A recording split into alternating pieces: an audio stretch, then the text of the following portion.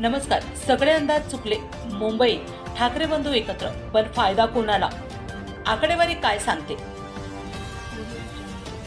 मुंबई महापालिकेच्या 227 जागांसाठी झालेल्या अत्यंत चुरशीच्या निवडणुकीचा निकाल आज जाहीर होत आहे. सुरुवातीच्या कलानुसार मुंबईत पुन्हा एकदा ठाकरे नावाचा प्रभाव दिसून येत आहे. उद्धव ठाकरे यांच्या नेतृत्वाखालील शिवसेना ठाकरे गटाने 57 जागांवर आघाडी घेत मोठी मुसंडी मारली आहे. तब्बल 20 वर्षांनंतर उद्धव ठाकरे आणि राज ठाकरे यांनी एकत्र येत युती केली. मराठी माणूस आणि मुंबई या मुद्द्यावर ही युती करण्यात आली होती.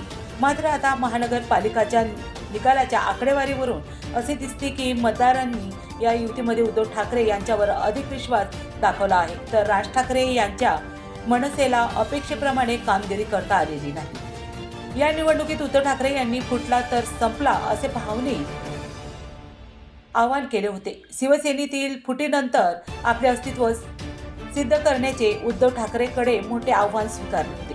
ताज्या आकडेवारीनुसार ठाकरे गटाने 64 जागांवर आघाडी मिळवत मुंबई हा शिवसेनाच बालेकिल्ला असल्याचं पुन्हा एकदा अधोरेखित केलं आहे. सध्या महायुतीत भाजप शिंदे गट हे 80 जागांवर आघाडीवर आहे. सध्या मुंबईत भाजप मोठा पक्ष ठरला असला तरी निकाल हा झपाट्याने बदलत आहे.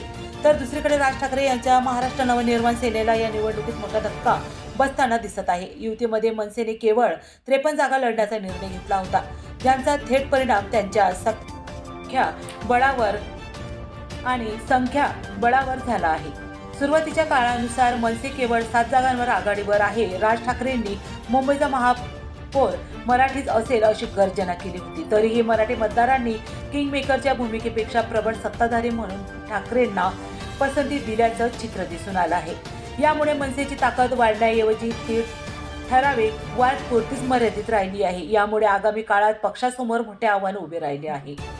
मुंबईत 15 जानेवारीला झालेल्या 52.94% मतदान झाले होते. मुंबईत प्रत्येक वार्डामधील निकाल वाढणारे आहेत. ठाकरे बंधू एकत्र आल्यामुळे मराठी मतांनी विभाजन टाळण्यात काही प्रमाणात यश आले आहे. मात्र तरीही युती भविष्यात किती टिकणार यावर आता चर्चा सुरू झाली आहे. महायुती आणि ठाकरे गट यांच्यातील फरक अत्यंत कमी असल्याने अपक्ष आणि लहान पक्षांची भूमिका महत्त्वाची ठरणार आहे. तसेच मुंबईच्या महापौर पदाची माळ कुणाच्या गळ्यात पडणार याचे चित्र संध्याकाळपर्यंत स्पष्ट होणार आहे.